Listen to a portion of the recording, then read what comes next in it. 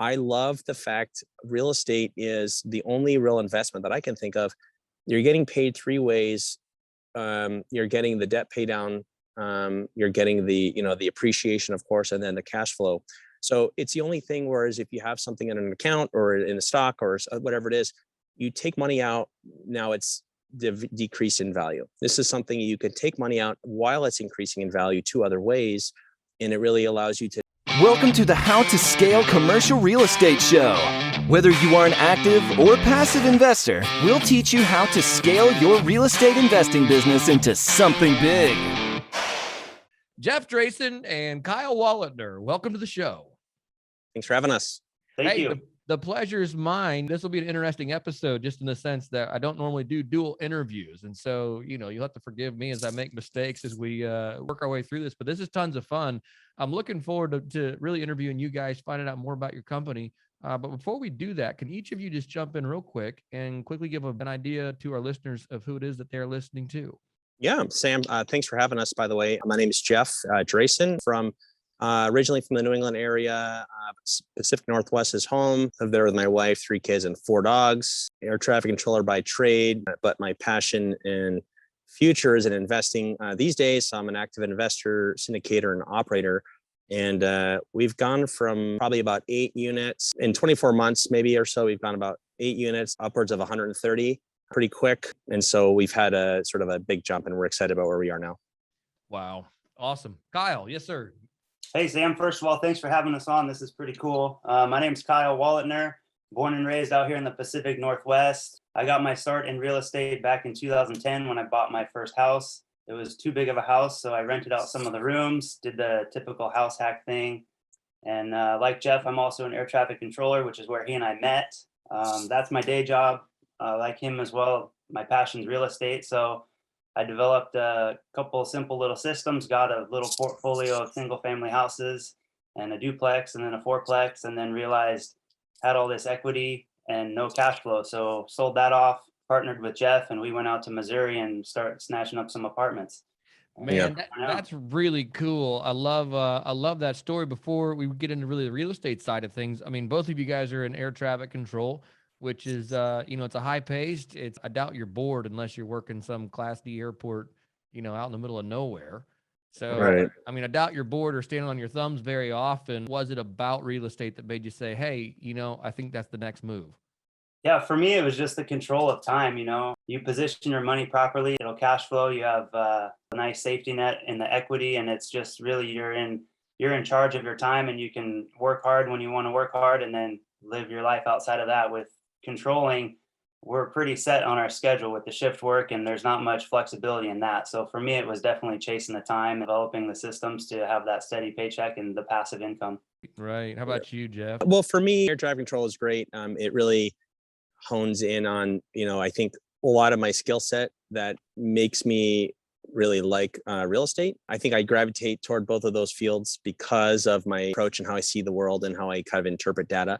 It's good that there's a lot of similarities and that very precise, especially when you're running numbers and you're really at the nuts and bolts level, the machinery of a deal or how you're running your team or piecing things together. So I think that level of detail really transfers well. And so I think it was a natural progression.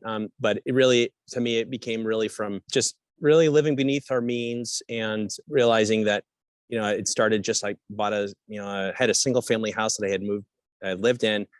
And I was just by living beneath my means for, 4 or 5 years, 3 years, I think, something like that. I was able to move out of the house, not sell it, and then move into the house that I own. And that was my first rental. Didn't know it was a rental when I bought it. And then didn't really think much of going into real estate until, I started working with Kyle. And as I got to know him, we worked together for 8 years. As I got to know him, I realized that we thought very similarly. The skill sets were good where I felt like we can merge together and kind of tackle this kind of stuff. So in terms of real estate and why not something else is much more control on your investment versus being in an index or something like that.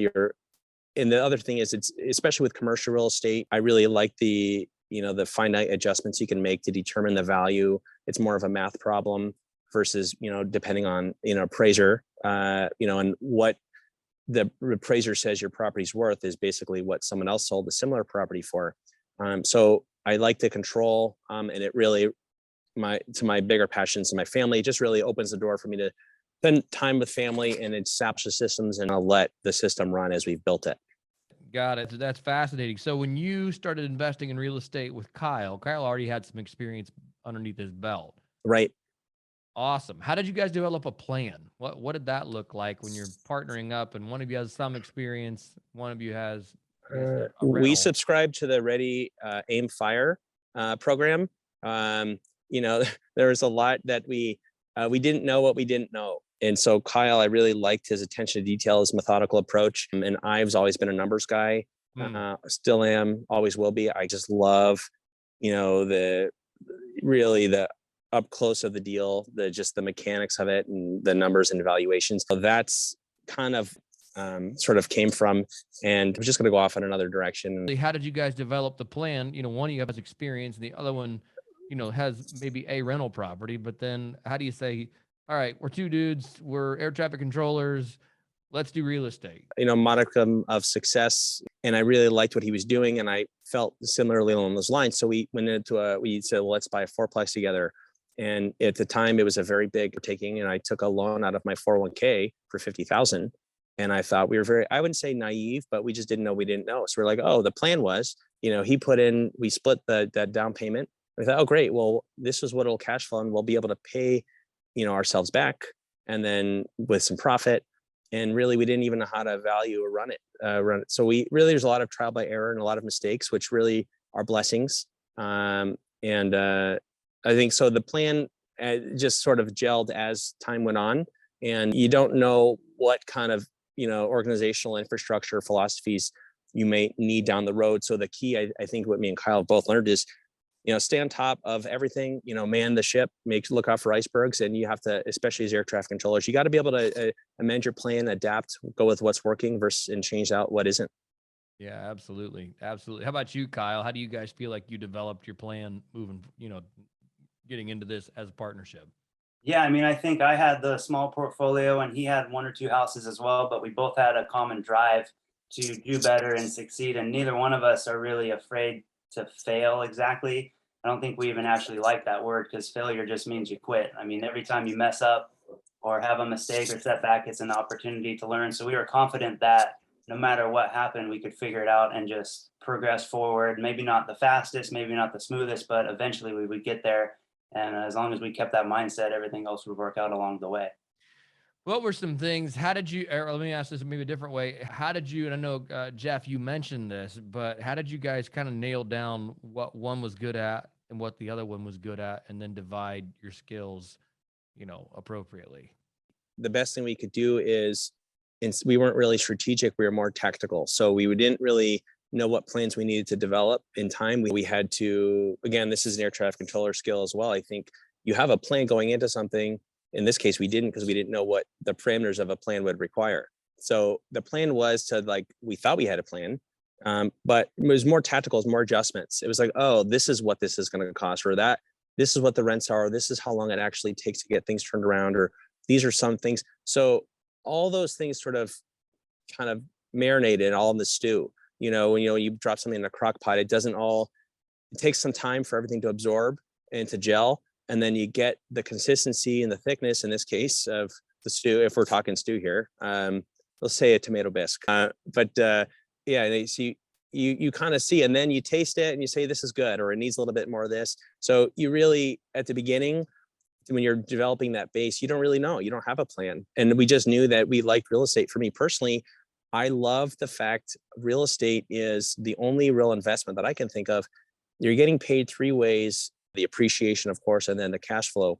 So it's the only thing, whereas if you have something in an account or in a stock or whatever it is, you take money out, now it's decreased in value. This is something you can take money out while it's increasing in value two other ways. And it really allows you to not always just focus on cash return, or just appreciation potential, or just debt pay down. It's a combination of the three, which allows you to mix and match and see what works for each deal. So do you guys currently own, and I know maybe you mentioned this early on, and forgive me if I forgot, but do you guys currently own real estate in the Pacific Northwest, or did you guys unload everything and say, hey, look, now we're going into apartments?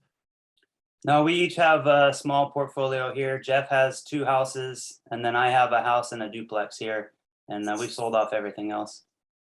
Interesting. And you said, "Hey, we're selling off everything else and we're going into multifamily." What was that decision like? And then talk to us about that journey getting your first deal done. Yeah, so that was, I think that was everything happened for us. That mind shift set.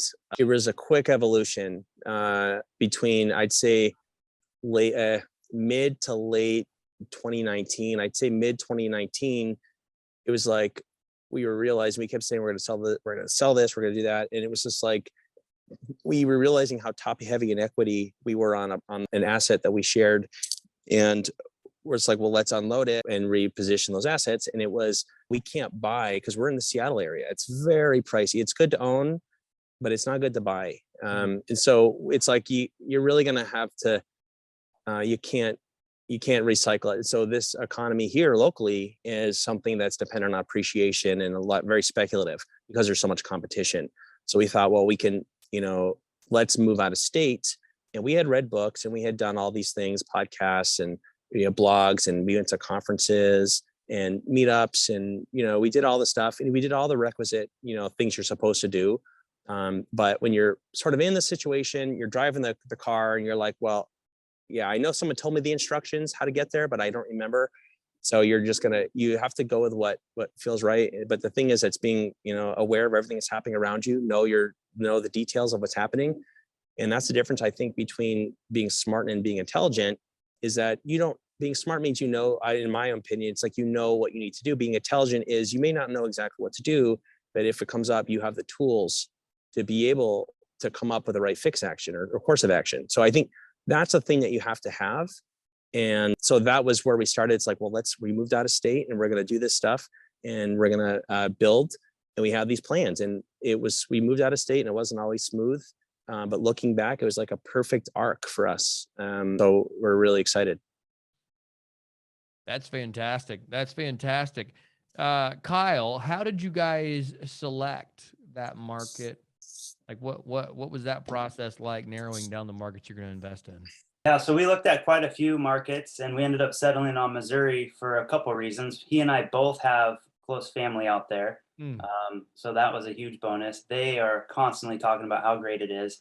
And we went to a conference or two, and it seemed like when we were out there, everybody was talking about Missouri and Kansas and like that kind of area. And like, what is going on out there, So we did some research and ran the numbers, and the rent to cost ratios and, the price to get in and all that stuff matched. And it's actually a really cool city when we went out there, and just everything about it fit what we wanted.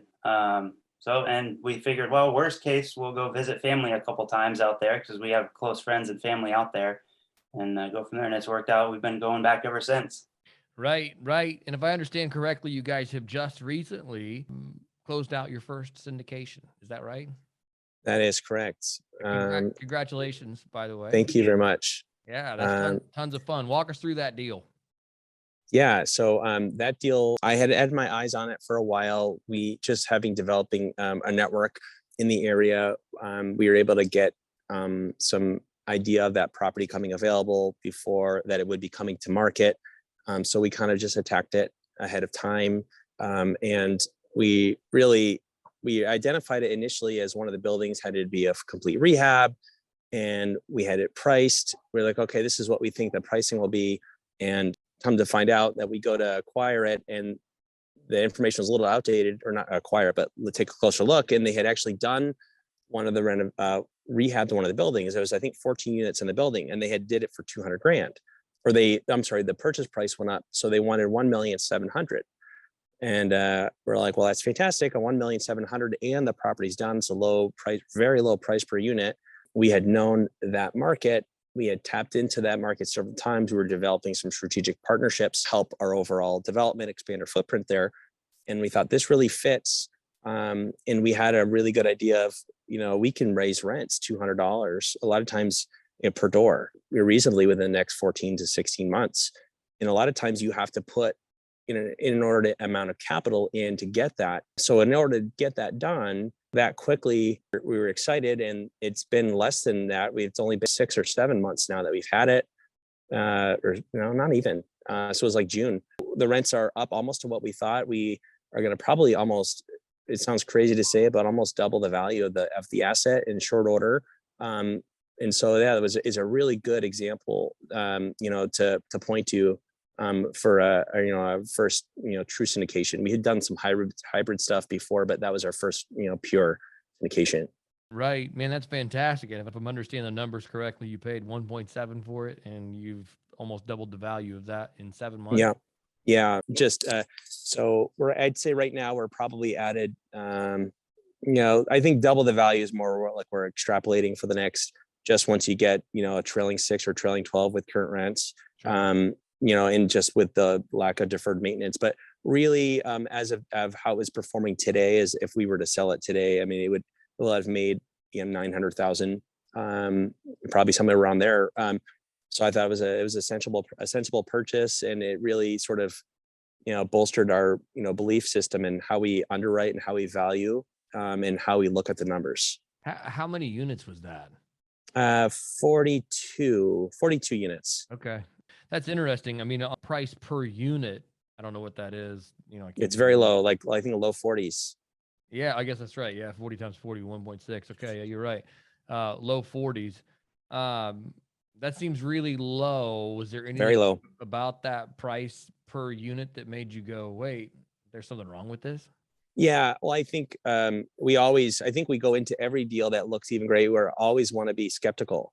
I never, because no one's going to look out for us as much as we do, Right. And so people want to sell their properties, and if they have a problem with it, who says they don't just slap a coat of paint on it and fix it? So you don't know what you don't know, and so I think we always trust but verify, or sometimes maybe even distrust and verify. I don't know. We did, but we had a proof of concept with another property close by, and we knew we had a reasonable expectation of what we had expected to go to, and we knew really, since all the work was just done, the seller gave us great inspection reports, and they gave us, we had an appraisal that they had done, and they had made a lot of money on it. And part of it is deciphering what their motivations are, and that's part of the psychology of it. Why are they selling it? It's not just about the numbers. What's the other, sort of latent aspect to it. So yeah, it worked. And so it was great. Yeah, and you bring up an intriguing point there, which is why is someone selling it? I think that's one of the most compelling parts of any transaction. Why are you selling this? Like, and that story can either make sense, or it can shed light on some things that make you go, wait, this gives me pause. Like, you're selling this, and something isn't adding up in the story. Well, and it's part of, and I think a lot of people gloss over this, it's part of when you start dialogue with the seller or a buyer, or vice versa, when they say we'll start the conversation, we'll start the dialogue, that's not just to start discussing numbers and spreadsheets. You want to get to know the people. You want to determine if you jive with their value system or their belief system. And if you can do all that, you have a reasonable assurance that the information you're getting is genuine. And it also opens up what areas of common ground. So it allows you, if something's not working, you can find some workarounds. So listen, I need this and this, but I can't do this. All right, well, how about you retain ownership? Or how about, we do a seller finance for this portion? Or how about we do this or that? And it allows you a clearer view of what could work, and it allows you to be more creative. Right. No, I love that. That's very cool. So that was a 42 unit syndication you guys just closed. We're missing, you said you're now at 130. So we're missing what, 88 more? A lot of units. Yeah. Yeah. So, What, Kyle, tell us about some of those other units you guys have. Like what were the other deals? How did you structure them differently that wasn't syndication?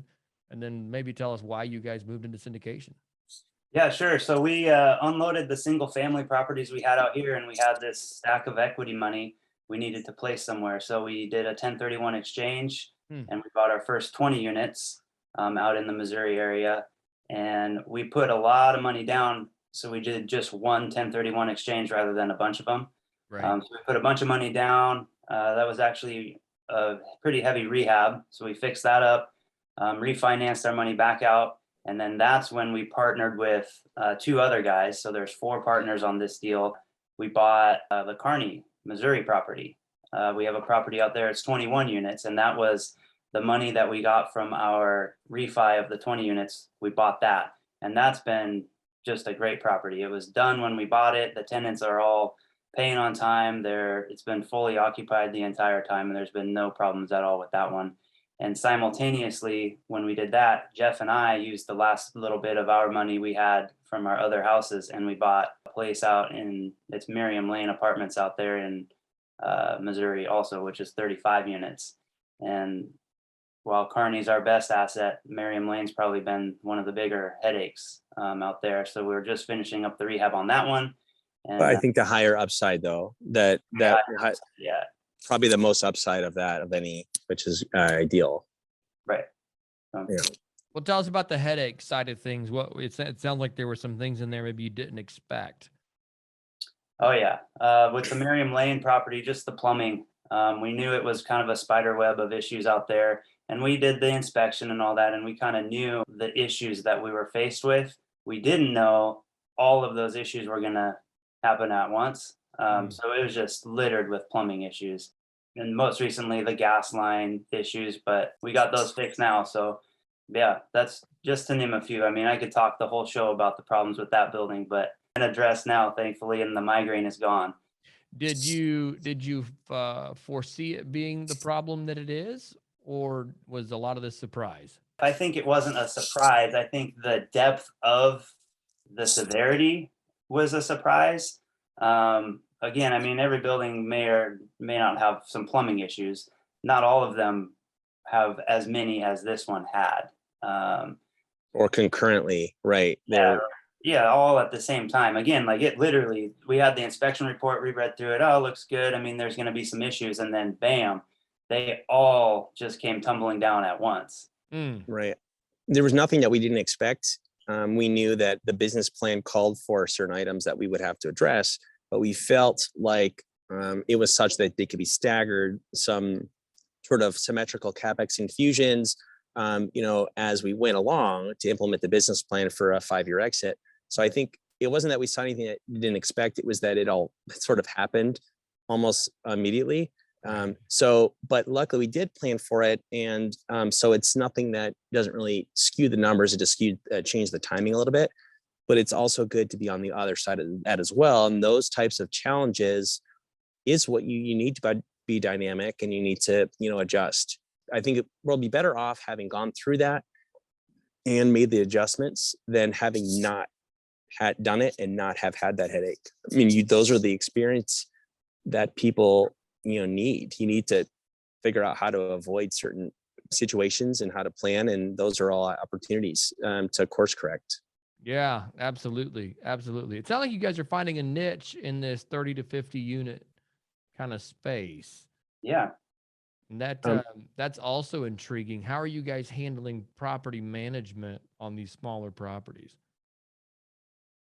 Well, I would say, well, 30 to 50 is great because it's a good point of where it's maybe a little too big for the smaller, buyers and too small for the bigger buyers. So we like that intermediate space. We just actually put an offer in on 132 units. We're looking closely at 152 unit. So those are out there, but the 30 to 50, anywhere between, 30 really to 150 is probably, where you also get the best loan terms, depending on in terms of commercial. At least that's what we found. You get, better chance for agency debt, those types of things. There's, and the other thing too with those is it's very, you don't have to make draconian changes to, get a big, nice boost in revenue, like a $10 a month common area maintenance fee. So if there's 100 units, you take that money, that's $1,000, and you can take care of the property, and that's a revenue booster. Something's very subtle, very benign, sort of and it helps improve the quality of the work that's being done, or of their where they live, and it's something that increases the value. So it's something when you get to that stage where your economies of scale are just skyrocket, really, and you get more bang for your buck. Right. No, that's great. That's great. I love that. So you guys aren't necessarily using that smaller size as hey, this is our avatar product that we want to buy.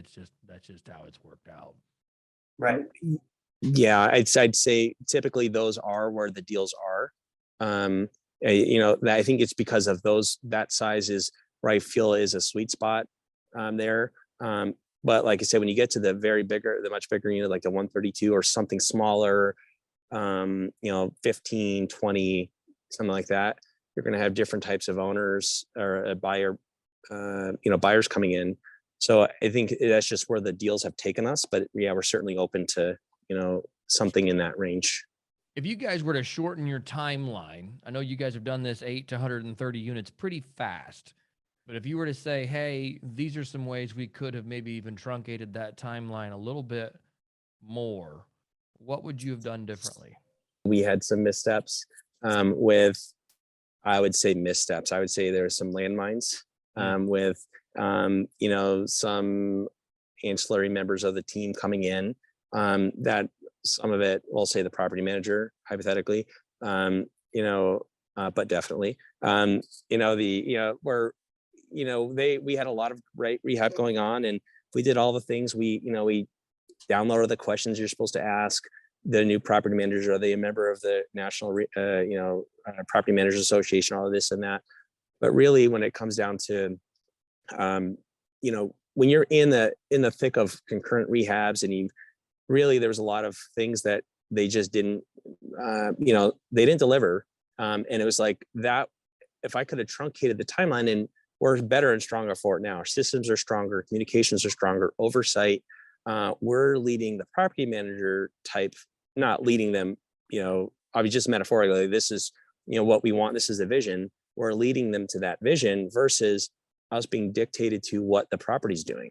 And so I think just taking control of that, developing systems, oversight, communications, those are the big things I would have done. If we could have truncated the process, I would have done all that. But again, you can't, develop that mindset or that position had we not run into that adversity. So it's something you just have to do. You have to go through it. Right. Yeah, absolutely. Kyle, you got any thoughts on that? Yeah, I mean, just to piggyback on what he said, I think looking back, we could have brought some members onto the team sooner, as far as the asset manager and some extra eyes on board to help us catch some of the things, because we were so busy with the rehabs. And don't forget, he and I still work in shift work out at the airports controlling. So, I mean, we only have so much time in the day, plus family life and, everything going on. If we would have brought on the asset managers and a couple other guys on board, they probably would have caught some things that we couldn't see, and that would have saved us 6, 8, 10 months. But at the same time, I don't know that I would go back and change anything, because we're way stronger now. And without screwing up, man, you're not going to learn and get better. So, I mean, that's our story. Maybe somebody else would dodge it, but I honestly wouldn't really change much. Right. Yeah. What do they say? There's no such thing as failure, just feedback. Yeah. Mm-hmm. I believe that. Yeah, that's one of my favorites. It's like, oh, right. There's just feedback. And so you guys are stronger for it. Guys, this has been fun. I've learned a lot about your business. Tell me, what's the future? I know you guys are looking at some bigger units, but what if you were to forecast and you say, hey, this is where Kyle and Jeff want to be in 3 years, maybe even 5? What's that look like? Yeah, man, for me, I'm a huge goal of walking away from shift work and the 9 to 5, whatever, W-2, whatever you want to call it, and switch to full-time real estate, control of my time, spend it with the family. So my 3 to 5 year goal is to walk away and just keep buying up apartments. I think the deals will get bigger and bigger the more we learn. I mean, we're starting out on those 30, 40, 50 door properties. So we're also just learning too. I mean, that's a mid-size apartment, but maybe someday we'll take down some bigger deals, continue syndicating, get our names out there, and keep helping people do what we're doing. I mean, there's a lot of guys out there who don't want to do it forever, and there's a way out if you put in the time and get your mind right. I think anybody can do it. There's nothing special about Jeff and I. We just took the plunge. That's literally the only difference. So, right, yeah, that's great. That's great. And Jeff, 3 to 5 years for you? I would say for 3 to 5 year, I'd say it'd be a mix of, mindset and a mindset and an operational point, from a standpoint. I would say I want to make my, sort of my internal goals and visions match what we're doing on paper. I really do. It's just an innate sort of visual reaction to want to, be a positive impact on people. I'm I really don't remember the last time I've been in a bad mood. I'm very positive. Even when bad things happen, there's all kinds of good things around you, and you got to take hold of those, because you got to use anything you can as leverage to propel forward. I like being a positive influence and impact, helping people, whether it's tenants or investors or coworkers or teammates, people on our team. That's the thing that's different about us. It is like a family environment. We don't just work with each other, we work for each other. I want to help, people on my team reach their goals, their personal goals, and they're going to want us to reach ours. And so we're all working toward that end. It's just very easy to be all in on what we're doing. So I would say I would like to do that. And I also would like to just continue to develop a portfolio, build out, new syndications, reach out to new people, develop pathways and communicating, and just kind of put everything through the sort of the assembly line of, team building or, asset building and acquiring that we've done, and basically reuse the lessons we've learned and sort of help others and kind of pay it forward a little bit. That's awesome. That's awesome. Guys, it's been fun. Let's jump into the final few questions here. First one is this: if you could help our listeners avoid one mistake in real estate, what would it be, and how would you avoid it?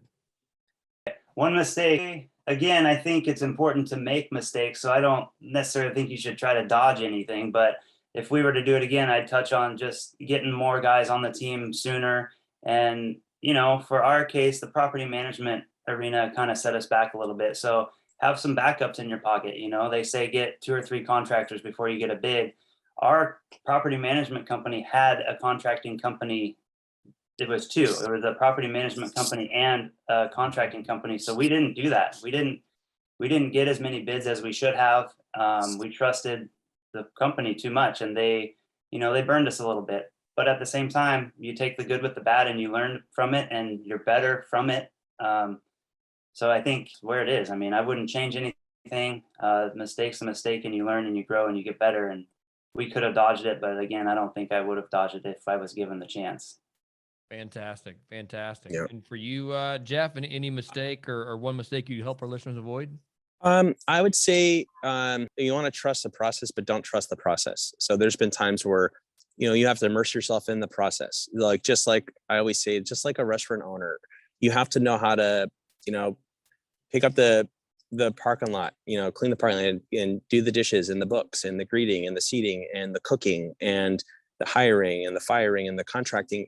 You have to know how to do all that. And it's the same thing, when it's like, you have to know the process. You can't just say, oh, well, that's handed off to the title company and the property managers got this. You have to know how to follow up. You have to know what you're looking for. So I would say, immerse yourself, set goals accordingly, value your team, they'll value you.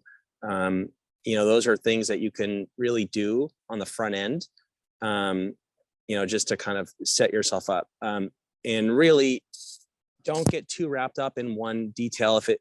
Don't try to cram round pegs into square holes. If you feel like it's a stretch or something's not working, don't try to force it. There's other stuff out there, stick to your model, and don't let, making subtle changes here and there, has a big difference overall on what you've done to your business plan if you start to make too many, exceptions to what you're looking for. Right. No, I love that. That's great. Guys, it's been fun. If our listeners want to get in touch with you, what is the best way to do that? For me, it's Kyle@greenlightinvestmentgroup.com. Simple email. Shoot me an email. I'll be quick to respond. Ask me whatever you want. Yeah. And same for me, it'd be Jeff@greenlightinvestmentgroup.com. Also, they'll be able to check out our website. It'll be www.greenlightinvestmentgroup.com. You can reach out, kind of just see some of the content, say hello. I always like talking real estate too. So it's just nice to kind of interact with people and say hi. Awesome. Thank you, gentlemen. Appreciate it. Hey, thanks for listening to the How to Scale Commercial Real Estate podcast. If you can do me a favor and subscribe and leave us a review on Apple Podcasts, Spotify, Google Podcasts, whatever platform it is you use to listen, if you can do that for us, that would be a fantastic help to the show. It helps us both attract new listeners as well as rank higher on those directories. So appreciate you listening. Thanks so much and hope to catch you on the next episode.